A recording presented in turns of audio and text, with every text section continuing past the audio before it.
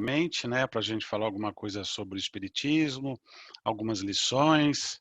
Hoje eu escolhi um tema que se chama falar sobre as bases do espiritismo e a relação dele com amor e felicidade, tá? Então, primeiro vamos fazer uma prece de abertura. Eu vou pedir para todos fecharem os olhos, respirarem, elevarem os pensamentos. Jesus disse: quando dois ou mais estiverem reunidos, eu estarei lá. Por que será que Jesus disse dois ou mais?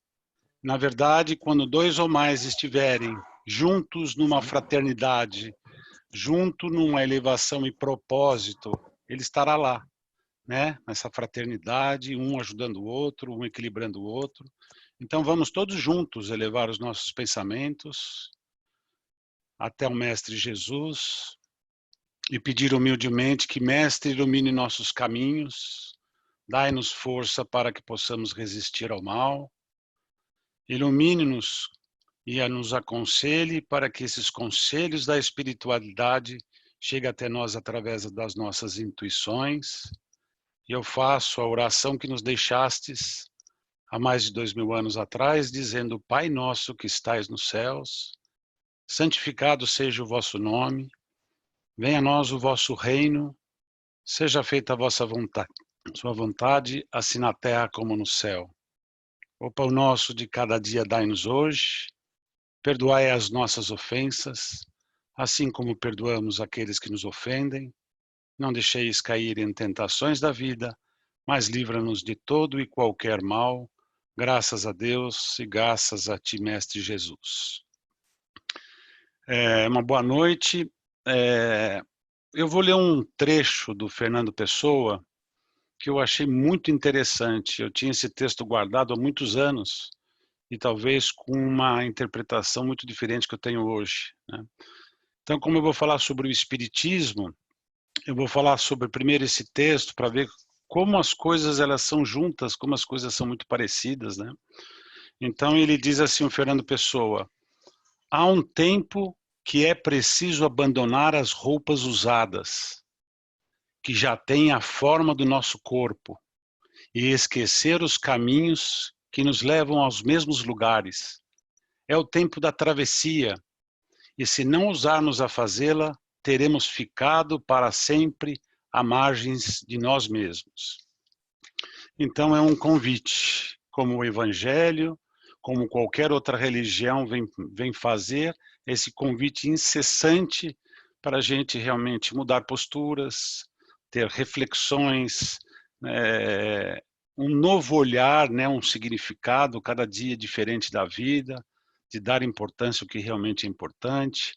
Então esse texto realmente vem muito a calhar, né, da gente realmente mudar esta roupa usada que nos leva sempre aos mesmos lugares, é a postura nossa, viciosa, né? E é uma verdade isso. Toda vez que nós insistimos com as nossas posturas de vícios, do egoísmo, da mágoa, tudo que realmente impede o nosso avanço, nós sempre estaremos indo sempre para o mesmo lugar. Então, ele pede que você faça essa travessia, essa reflexão, essa mudança, né, de comportamento, para que você alcance outros horizontes, né, novas perspectivas, oportunidades. Então, eu achei muito interessante, por isso que eu iniciei com esse texto, porque eu vou falar hoje sobre o espiritismo. E eu sei que tem pessoas que eu convidei que não são espíritas, e aí eu vou no gancho da Carlina, que vem falar sobre realmente a casa, né? Nós estamos abertos e não fazemos esse proselitismo de arrastamento, né? Que seria você tentar evangelizar, você catequizar, tentar impor que a nossa religião é a melhor de maneira alguma, né? Nós aceitamos todas as pessoas e, como a Joara falou no evangelho dela, a respeito da luz, né? Não colocar a candeia debaixo do alqueire, é essa semente que nós lançamos para todos, né? Com muita humildade, em que possamos realmente ajudar as pessoas. Então, o espiritismo que eu vou falar não é uma aula, né? Mas são bases do espiritismo, principalmente para quem não conhece, e ele se alicerça em três grandes pilares, e são três grandes pilares maravilhosos. O primeiro o pilar vem falar sobre a filosofia. A filosofia existencial é muito importante para nós, né, que são os questionamentos. De onde viemos? Por que temos dores? Qual o significado da vida? Qual o objetivo da vida? Para onde iremos? Então esses questionamentos são muito importantes na nossa vida, né, para que a gente faça essas reflexões. Mas dentro da filosofia, o que mais me chama a atenção realmente nesses questionamentos é você achar uma utilidade na sua vida, de você ser útil. O espiritismo vem dizer que trabalho é toda ocupação útil, então que você tenha esse trabalho útil, útil para você, útil para as pessoas que te cercam, né? Bem falar do segundo pilar, que é a ciência. E a ciência, como se tornando da ciência, ela se baseia em fatos de observação e comprovação. E Allan Kardec fez isso com muita excelência, né? E ele vem denotar esta relação, a existência de um mundo espiritual, né, a sua natureza, a sua origem e a inter-relação do mundo espiritual com nós. E o que me chama também a atenção desta parte da ciência, quando falamos sobre a ciência, é realmente acharmos que às vezes nós estamos sós. Eu posso me achar sozinho neste quarto falando com vocês, mas na verdade eu estou repleto de ajuda do plano espiritual, de espíritos afins àquilo que eu estou pensando. Então eu posso ter uma harmonia, como eu estou fazendo agora, de falar o bem, de propagar a semente, como eu posso ter uma harmonia de um desequilíbrio que o espírito se afiniza com a gente. Então o pensamento que nós vamos falar um pouquinho adiante, realmente também é uma ferramenta muito importante que eu separei e que nós vamos falar mais à frente. E o último pilar, que é a religião. A religião vem religar, reconectar o homem a Deus, num relacionamento de confiança, de entrega, de você depositar. E muitas vezes a gente esquece desse, né, atributo tão importante de situações que nós não temos controle sobre ela. Está aí uma situação que nós estamos aquartelados, sem controle nosso de poder mudar alguma coisa, e aí entra esta religião que eu vejo como algo inspirador, né? A religião, para mim, ela é motivacional. Quando você estuda a religião, você entende que você tem a possibilidade de ser uma pessoa melhor. E isso é uma motivação, isso é inspiração. Eu posso olhar para uma pessoa e ter três tipos de sentimentos por ela. Ou ela é uma pessoa totalmente indiferente, que não me acrescenta nada, ou pelo contrário, eu acho pontos negativos.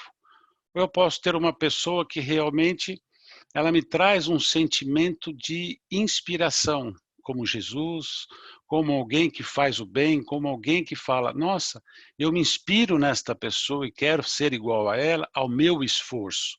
Ou eu posso ter um sentimento de inveja, simplesmente querer aquilo do outro sem fazer nada. Então o evangelho para mim ele é inspiração, motivacional. Então eu peguei, porque o evangelho ele é extenso, eu peguei 4 tópicos, 4 itens, porque eu vou falar sobre amor e felicidade. Então esses amor, sentimento, amor e felicidade têm relação com essas 4 coisas que eu vou desmembrar e falar um pouquinho para vocês. Primeiro que somado à ciência, filosofia e religião, o que realmente mais me deixa deslumbrado realmente é acreditar que o espírito é imortal. Esta imortalidade do ser faz com que encerre a morte no túmulo, que se encerre as separações das pessoas. Então eu acredito que isso seja a misericórdia de Deus a uma obra tão divina, né, vinda dele, no sentido que vamos devagar. Eu não preciso sair correndo, eu não preciso de um imediatismo, eu não preciso de um materialismo, porque eu acho que minha vida vai acabar ali nessa existência. Então é que a gente vá devagar, vai com calma, não no sentido de cruzar os braços, de maneira alguma, mas não no sentido de se atropelar, de ficar, né, numa correria desmedida, achando que tudo está ali, eu tenho que resolver tudo, eu tenho que ganhar tudo, eu preciso de sucesso, e realmente perde a vida achando que realmente não conseguiu entender o sentido, né, o significado da vida. Então esse para mim realmente, o primeiro é o espírito imortal.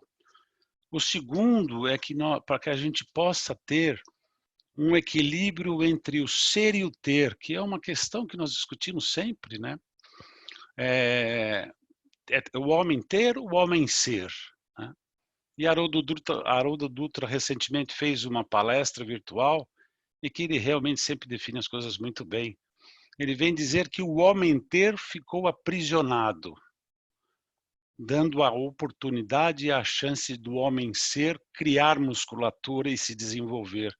Eu também compartilho dessa situação.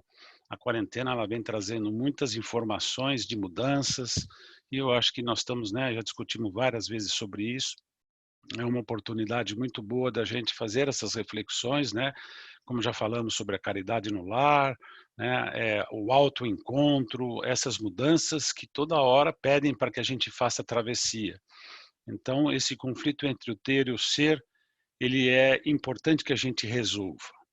Joana de Ângeles vem dizer uma frase muito interessante: nem ao céu e nem à terra, mas sim no caminho do meio. O caminho do meio, sem dúvida nenhuma, é o equilíbrio.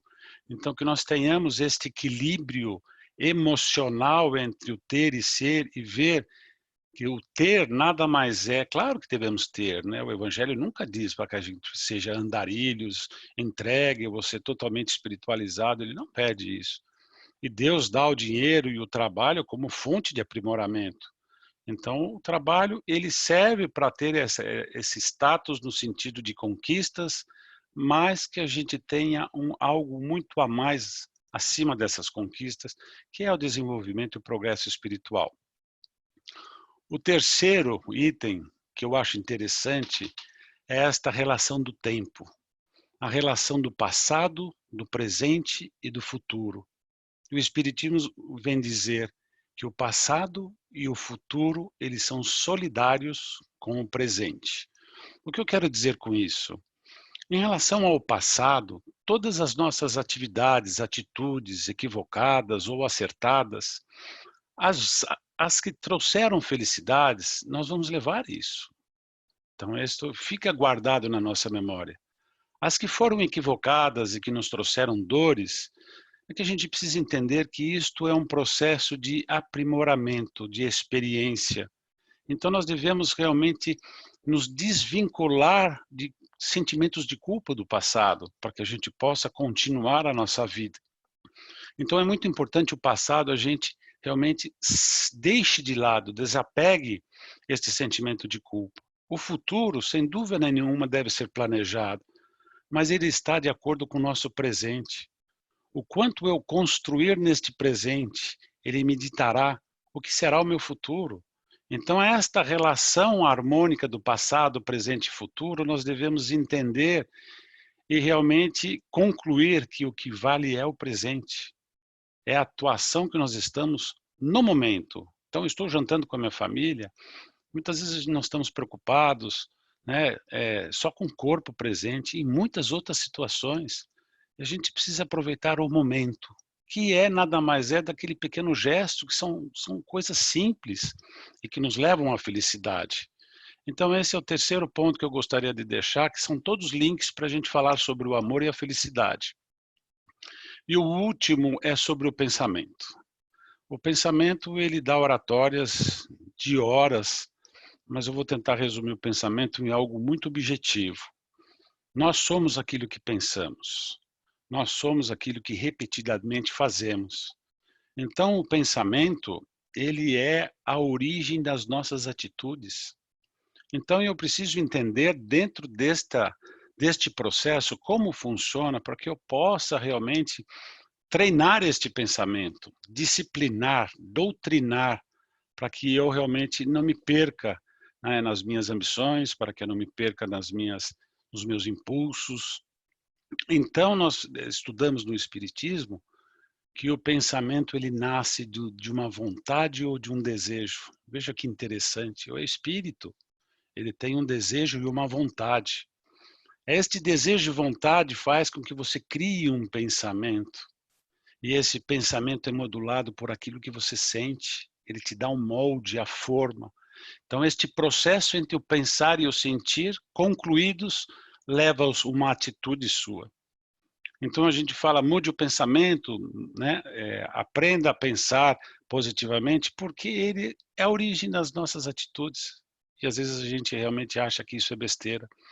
Então o pensamento que você destina ou direciona ele de uma forma errada, é um pensamento que leva a uma atitude viciosa. E essa atitude viciosa, que leva sempre aos mesmos lugares, com aquela roupa usada, né? Que é o vício, ele realmente nos leva a dores, aflições, agitações, inseguranças, medo, ansiedade, imediatismo, materialismo. Quando, quando você direciona este pensamento a um bom direcionamento, a um sentimento bom, sem dúvida nenhuma nós temos atitudes boas, porque o inverso é verdadeiro. Então, este é um ponto sobre o pensar, né, que eu deixo para vocês. Mas o que leva o pensamento a ter uma atitude outra, ou que é um pensamento consciente e subconsciente? Essa é uma outra coisa muito interessante. Quando eu faço um desejo ou uma vontade do meu espírito e faço aquela primeira ação, esta ação e este pensamento, ele vai para o meu subconsciente. Esse subconsciente, em uma segunda, terceira ou várias ações repetidas, ele se torna automatizado, instintivo. Então eu não penso. O subconsciente agindo em nossas vidas são atitudes às quais eu posso falar, meu Deus, o que foi que eu fiz? Por que que eu agi daquela maneira? Porque ele é automatizado, ele é reflexo. E o pensamento que se torna de origem consciente, ele é racional. Mas como é que eu faço para tornar um pensamento do subconsciente para o consciente? E aí é a beleza e a chave reveladora que vem dizer que você precisa praticar a cultura do desapego. Quando você faz esse desapego, tanto do sentido material, em relação a deixar de tornar as coisas que não são necessárias em necessárias, você está fazendo a cultura do desapego. E do ponto de vista espiritual, quando você deixa... Oi, alguém entrou na linha aí. Quando você deixa do ponto de vista espiritual situações como a mágoa, o ressentimento, o ódio, o rancor e o egoísmo tomarem conta da sua vida, você realmente acaba tendo, né, a necessidade de desapegar sentimentos que não te levam a lugar nenhum. Então é preciso entender desse desapego espiritual que nós devemos dar importância, o que realmente é importante na nossa vida. E esta relevância do que é importante faz com que nós tenhamos uma vida mais feliz, mais alegre, mais equilibrada, mais pautada. Então, seriam esses 4 itens que eu falei para você, para que a gente possa entrar no amor e na felicidade. Então, o amor que eu vou falar hoje não é um amor nosso, da nossa impressão, né, da nossa imperfeição, porque nós carregamos um amor possessivo, um amor patológico, um amor que sufoca, que um amor que te deixa assim, não é libertador. Não é esse amor que eu quero falar hoje. Eu quero falar do amor de origem divina, né? De origem cósmica. É um amor que realmente é capaz de construir, de transformar, de edificar, né? De você realmente perdoar. Esse amor de Deus. Então existe uma sequência lógica em que eu vi numa palestra de Agnaldo Paviani, ditada pelo espírito Klaus, sobre os alicerces do amor. Eu acho muito interessante compartilhar isso, porque esse talvez sejam dados que a gente dê que realmente pode mudar a vida de muita gente, né? Inclusive a nossa. Então ele fala sobre 5 alicerces, né? O primeiro, sem dúvida nenhuma, é a virtude da humildade, que nós já falamos, né, em relação a você ter uma desilusão de você mesmo. Essa desilusão de você mesmo é você realmente se pôr no patamar igual a todo mundo. Por mais Jesus, por mais autoridade moral que ele tinha perante a todos, ele sempre foi uma pessoa humilde. Por mais que você tenha qualidades a humildade faz que você realmente olhe para todo mundo no mesmo patamar. A segunda qualidade, o alicerce, seria a sensibilidade. Essa sensibilidade eu acho ótima, eu acho ela um fator transformador, porque a sensibilidade faz com que você olhe o lado bom das pessoas. Isso é uma coisa que nós não temos esse costume, muito pelo contrário. Normalmente nós somos grandes juízes, peritos em realmente, analisar, né, os erros dos outros, realmente às vezes com requintes de crueldade, né. Então esse lado da sensibilidade, ele vem mostrar, todo mundo tem o seu lado escuro, mas todo mundo tem o seu lado bom. E a passagem que me chamou muita atenção foi de Jesus e Zaqueu, que veio mostrar que Zaqueu era um cobrador de impostos, e quem que gosta de um cobrador de impostos, né. Então ele era muito odiado pela população local, mas ele queria ver passar Jesus, e ele tinha uma estatura muito baixa, então ele resolveu subir numa árvore para poder ver Jesus passando, né, ensinando na sua peregrinação.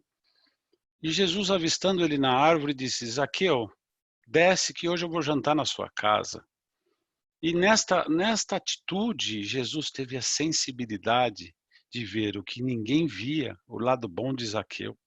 Nesta conversa, realmente, Zaqueu teve essa transformação, ele devolveu os tributos e ainda deu metade da sua riqueza. Então a sensibilidade ela é um fator, né, que às vezes a gente pode ajudar o próximo nesse sentido de amparar, de conseguir identificar algo bom e você agarrar esse lado bom para você realmente continuar construindo o amor com esta relação. A terceira é a boa convivência, relacionar-se com a pessoa. Então nessa palestra ele vem dizer: "Mas como a gente se relaciona?" E ele dá algumas qualidades em relação ao relacionamento, para que você estreite os laços fraternais com essa pessoa.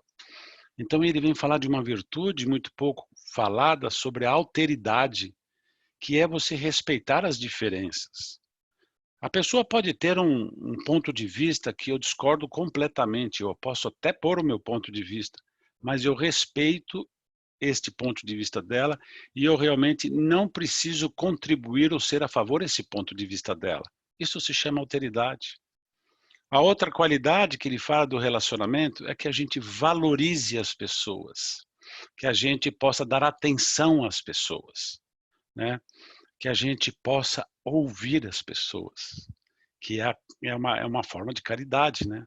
E quantos de nós têm a capacidade de numa conversa ficar como um ouvinte, de ficar escutando ela falar? Nós queremos sempre dar as nossas experiências, mas às vezes a pessoa está precisando ser só escutada. Esta é uma forma plena de caridade.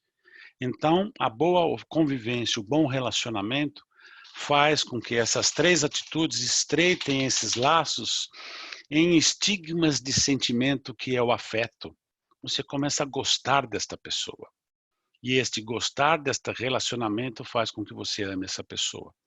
Então, o ponto deste alicerce do amor, eu chamo a atenção é que a gente tome realmente a atenção de se começar a enxergar o lado bom das pessoas, né. Esse lado realmente de que precisa de sensibilidade, né, você precisa estar atento à situação e parar de ser realmente juízes, peritos em realmente, ferir as pessoas e passar para o outro lado. A nossa caminhada, ela carrega, né, nós carregamos a cruz, carregamos como se fossem sacolas com pedras, e eu vejo nesse alicerce do amor uma oportunidade de a gente não colocar mais pedras nas sacolas, nas bolsas do próximo, e nem na nossa. Então se você quer atirar algum tipo de coisa, atire sementes, atire luz, atire a sua mão, atire suas lágrimas, qualquer tipo de conforto que possa realmente amenizar a dor, porque a gente vive muito melhor, a gente vive muito em paz e tem muito a ver com relacionado à nossa felicidade. Então é sobre esse amor que eu gostaria de falar, né, desse amor que transforma. E eu acho que todo mundo já ouviu falar em relação à pipoca, né, existe um texto sobre pipocas da vida, eu vou passar que eu também acho muito interessante. O milho da pipoca, se ela sempre estiver guardada, ela sempre vai ser o milho da pipoca. E é uma simbologia que eles fazem em relação ao ser humano. Se você ficar sempre realmente guardado no sentido com aquela carapaça endurecida, né, dentro do seu orgulho, da sua verdade, todos os seus vícios, você sempre vai ser um milho de pipoca. Mas se você for lançado ao fogo, e aqui eu acho que o fogo, eu acredito, o fogo é o amor. O amor capaz de transformar, né, esse milho de pipoca em uma estrutura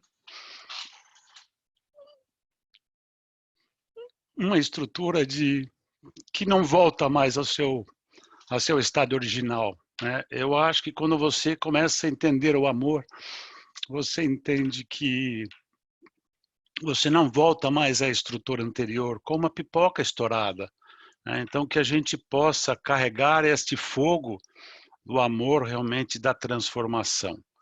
Quando nós tivermos esse sentimento, realmente, Divaldo vem dizer, ninguém nos intimida, realmente, nós não temos medo, porque o amor prepondera em nossos corações, né? Então, sobre o amor, eu gostaria de deixar esses toques, né, esses alicerces que eu acho muito bonito, né, de a gente estar atento ao próprio início da oratória, sobre os nossos pensamentos, né, sobre o equilíbrio do ter e o ser, sobre o tempo, sobre o desapego, né, e para a gente entrar, para eu finalizar, em relação à felicidade. A felicidade, ela é definida como um estado de espírito, ou um estado interior de quem é feliz, né. Então, todos nós buscamos, né. Tem uma coisa que não difere de ser humano para ser humano, acho que a única coisa que não difere realmente todos buscam, né, porque o ser humano ele é feito de buscas e nós buscamos a felicidade, né. Isso é inquestionável. Então esse estado de espírito interior é que move o ser humano a buscar. Só que nós procuramos de diferentes formas. Muitas vezes procuramos no belo, no bonito, no caro, buscamos no exterior. E Aristóteles vem dizer algo que para mim também sela o que significa felicidade. E Aristóteles vem dizer: felicidade é uma atividade da alma exercida por uma virtude. Olha que lindo isso. É uma atividade da alma exercida por uma virtude. Então ele vem dizer que a felicidade é uma conquista interior, ela não é exterior. Então este conflito entre o ter e o ser em busca da felicidade está resolvido. Nós sabemos que não é exterior, né? Temos momentos de felicidade quando atribuímos a um fator externo, mas a conquista que te dá uma satisfação da alma, uma plenitude, uma paz interior e um remédio que tire as suas aflições, essa é a felicidade interna que a gente conquista. Então, se ele vem dizer que é uma virtude interior, nós devemos conquistar estas virtudes. Ele quer dizer que felicidade é você ser bom. Ele quer dizer que felicidade é você ser caridoso, você ser generoso, se você ser uma pessoa altruísta, uma pessoa que realmente auxilia. E isso ninguém impede de você ser. Ninguém impede de você ser feliz.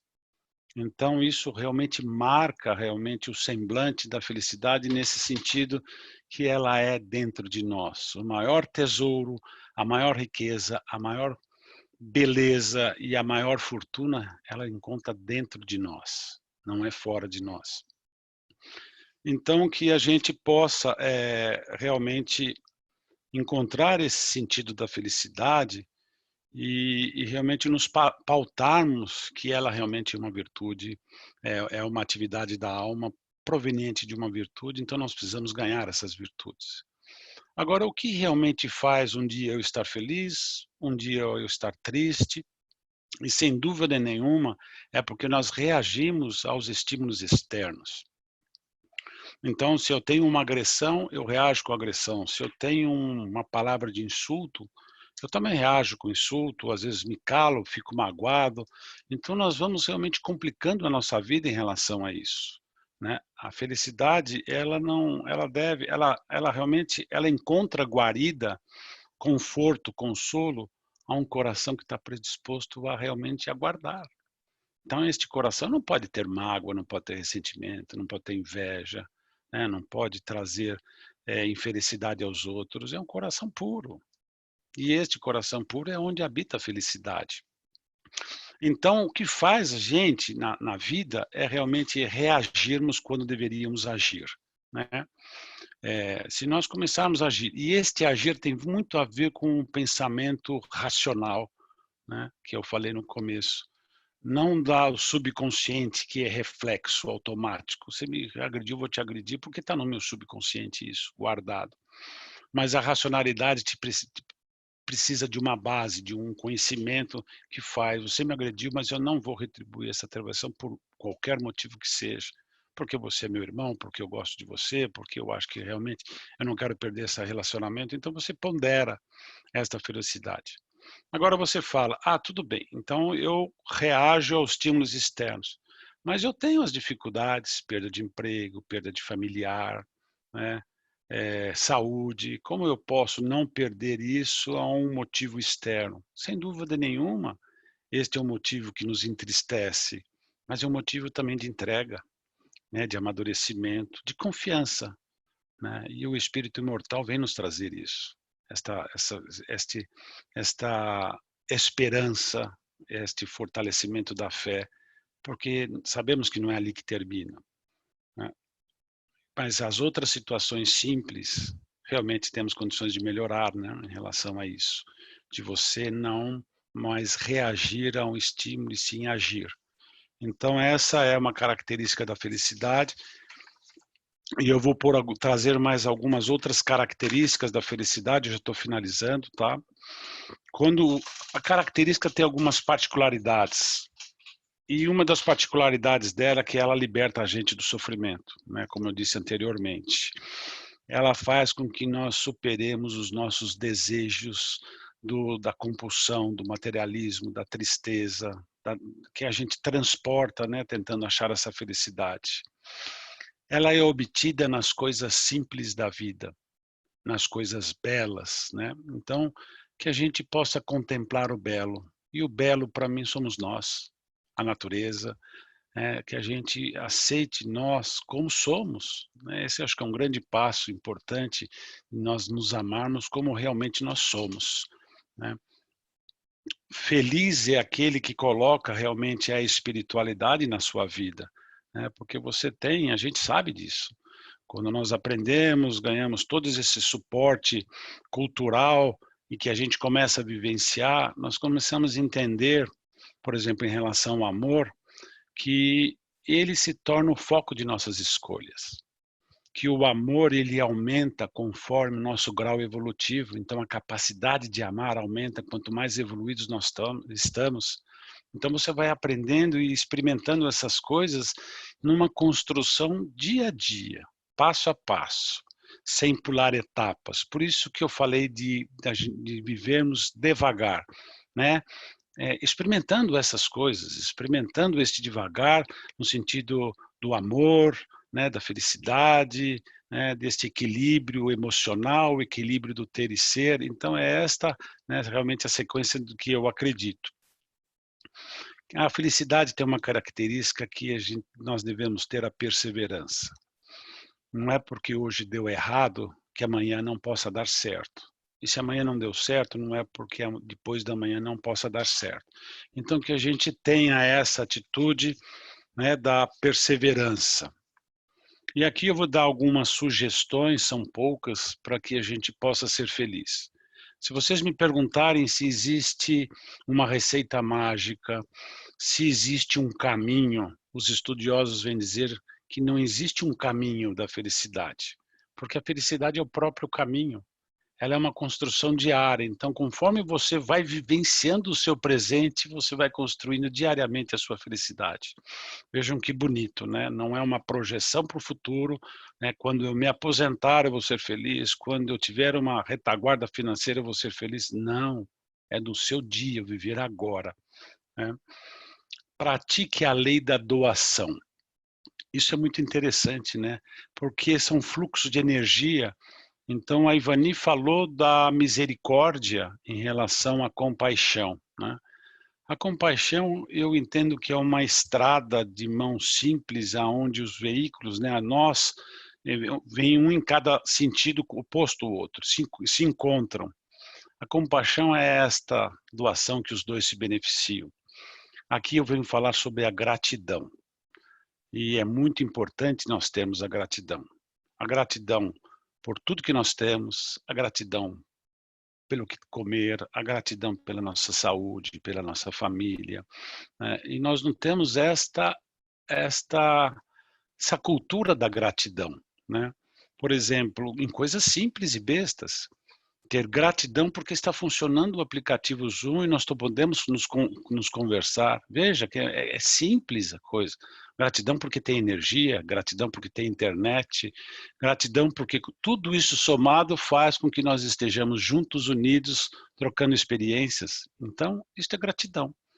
E eles observaram que não são as pessoas felizes que são gratas, mas as pessoas gratas que são felizes, porque diariamente elas têm esse sentimento, gratidão porque ela amanheceu, gratidão porque está encarnado, gratidão pelas coisas todas do dia, gratidão porque vai dormir, porque tem um cobertor.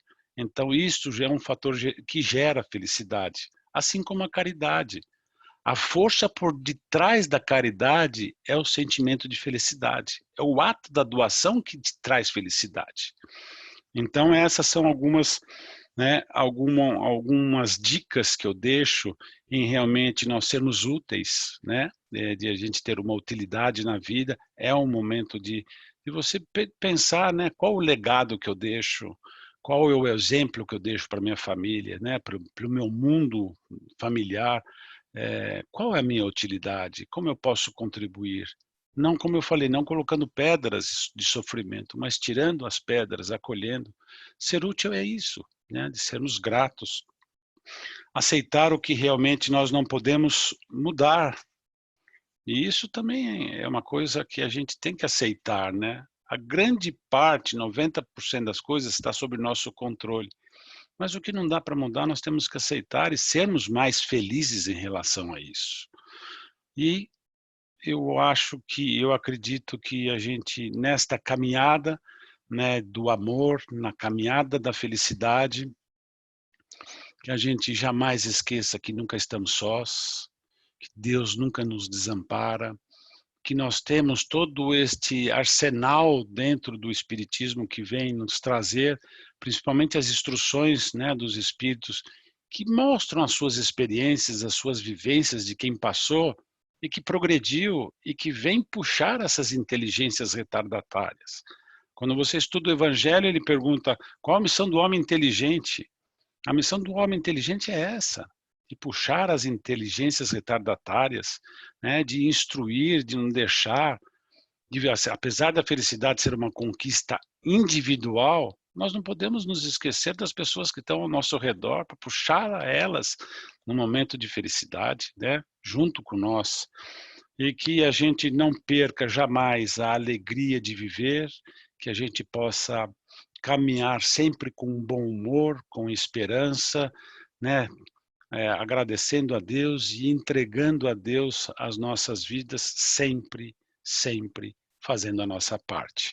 Que Deus possa realmente nos iluminar, nos proteger hoje e sempre. Eu agradeço muito, né, hoje eu acho que eu não não extrapolei, porque eu acho que fica chato também você falar muito, fica cansativo, mas eu tentei realmente resumir alguns pontos que sejam pontos importantes para nós em termos de mudança, que a gente possa realmente nos conscientizar, ser um ser mais racional, um ser capaz de fazer esta travessia, um ser capaz de tirar esta roupa usada que tem um formato do nosso corpo, de um formato vicioso, de um formato que realmente não cabe mais na era da inteligência.